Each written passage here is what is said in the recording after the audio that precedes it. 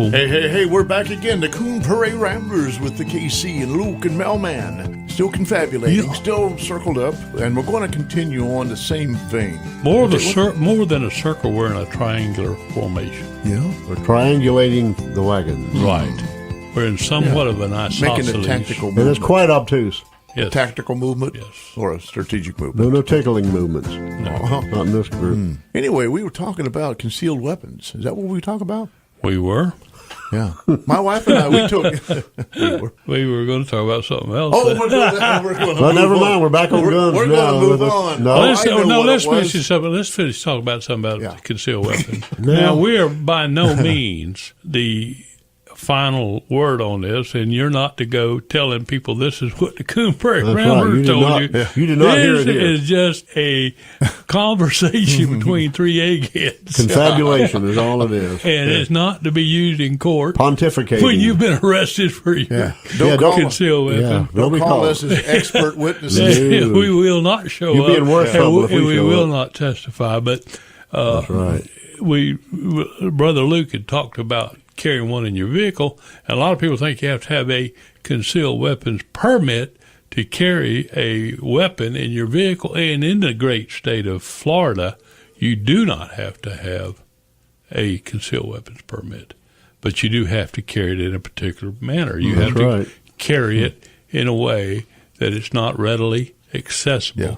You have to either unsnap it from a holster, unzip it from a case, open a glove box to get it, or something Basically, like that. you got to have to reach for it to get. Yeah, a lot of people like make to a move. make a thing about you have to make two moves.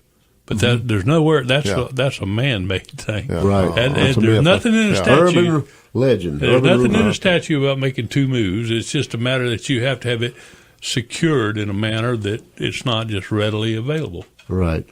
And the other thing is that at your own home, you do not need a concealed weapons permit. That's right. You do not have to have any kind of license or permit in the state of Florida to have a gun in your house. And then wear it on you. You could wear it on you Out in the yard. You can be out there Strapped mowing to your your yard. You leg. can be there doing your business, eating your supper, anything that you choose to do. What it can, have a firearm. You could on. have bandoleros and You whatever. could. Walk around like Rambo out there in the yard. Exactly. You could look like the Scare all the neighbors off. ready for any Nunchucks. apocalypse. The nunchucks, that's right. You can be whipping them around out in the yard. And there's a lot of difference between concealed weapons and concealed firearms.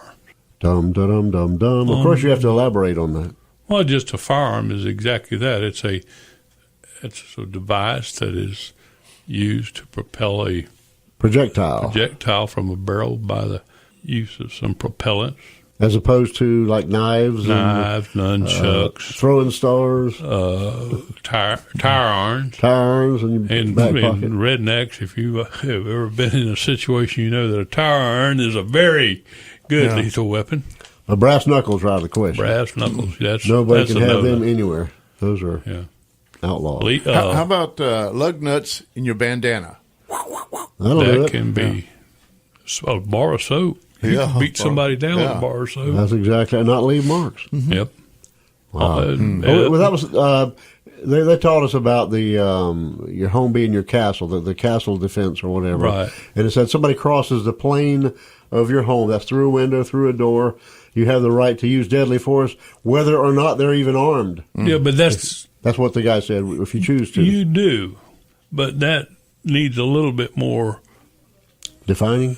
Be a little bit more specific about that. Right, because You can't kill the Avon lady when she walks in to sell you.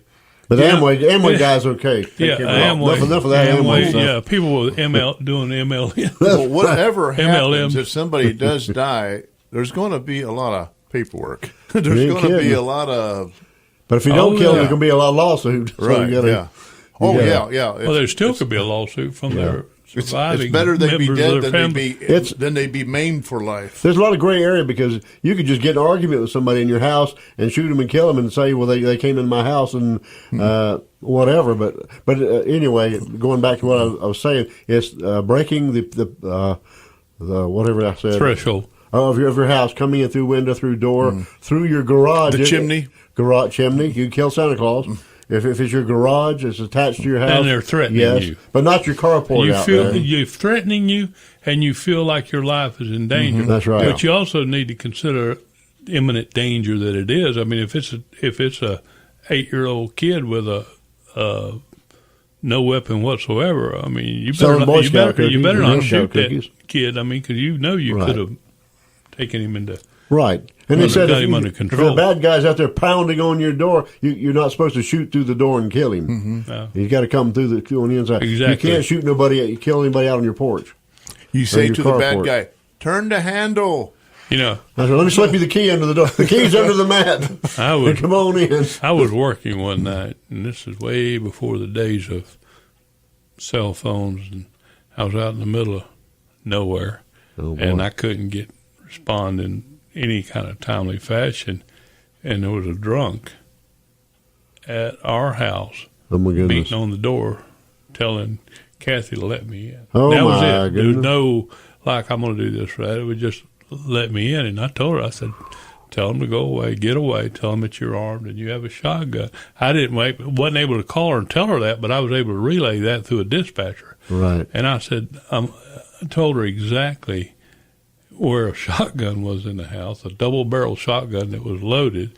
And I said, you just go there and stand right in front of that door. That's right. And tell them to get away, and you just stand there till they go away. And if that door opens or they kick that door down, that's it. I said, let them have it. It's on. Boom. I said, game over. I said, but warn them. Get away from this door. Do not come through this door. I will shoot you. Give them the opportunity to live. Yeah, let them make up their own decision what they want to do. Stagger away from the door. And I fully, I expected her, and I'm pretty sure she was ready to blast whoever it was that was at that door. You were listening for a shot the whole time. I knew that had to be helpless feeling being that far away. And it ended up being just a couple that was drunk in a grove not far from where we lived at, and I guess it had a squabble, and she was falling down drunk and had stumbled up to our house and was beating on the door. It would have been bad if she'd have killed her, but that's true. But I'm pretty sure that woman was too drunk to knock the door down. So you got to do the right thing. You got to protect yourself. The door was locked, and wow. But I was, I didn't know what was going on. I was scared to death. It was an interesting class. There were a lot of what ifs and, like I say, scenarios, and people had interesting questions and comments. But that's to be expected. People have different ideas about guns. Now, the person that taught the class, were they? Yeah, he was ex-military. He'd served overseas. He had been training law officers for years and other people. Yeah. He gives private firearms classes. He suggested you might want to take a firearms class, not just go in and shoot the gun one time and think you're an expert. Yeah. Because did you have to shoot the gun once? Yeah, one time. A little 22 with a very light load. He just went pop. Yeah. It sounded like less than a 22. It was just next to nothing. But after that, some friends of my daughters and friends of mine who took the class also invited us out to their property where they have a big berm. And, of course, they're loaded for bear. They had guns out the wazoo, all kind of rifles and guns and different kinds of pistols. I bet that hurt. And we spent an hour and a half out there shooting different things. What is the next step in your process to get your... To shop around for the right gun, I think. Okay. And what after that? Get a holster. No, you have to... Buy a bullet. Okay. Well, I mean, you go to the courthouse or what? Oh, yeah, you can, our courthouse, you can go and do it the slow way where they physically fingerprint you and you got to send all this stuff up. Or you can go to some of the surrounding counties to their courthouse and they can do it all electronically. Oh. And you're likely you can get it back, he said, even within a week. But normally it's a month and a half. If you do it the slow way, it's like about 3 months is what they said. Yeah. And then your card comes in. At the class I was in Fort Myers, it was all done right there. You walked out with your card? No, it came in the mail. But they fingerprinted you. Fingerprinted and everything right there. I wish it was that case, but I'm in no hurry. You made it this far in life without being armed all the time. So that's right. So, but you know what? To go buy that gun and holster, we need to go pay for some time on the air. Some moolah. We need to get the sponsors in here. We'll be back.